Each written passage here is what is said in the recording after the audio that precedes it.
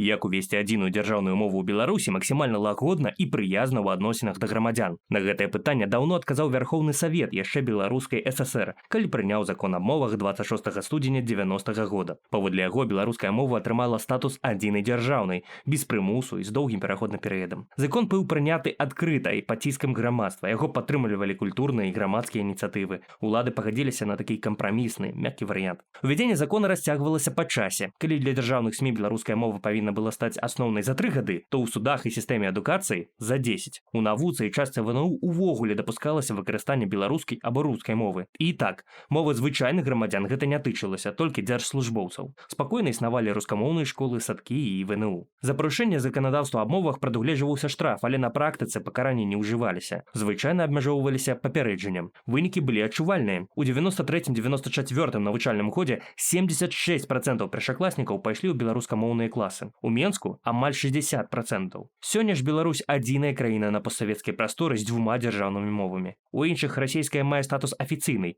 але не дзяржаўнай.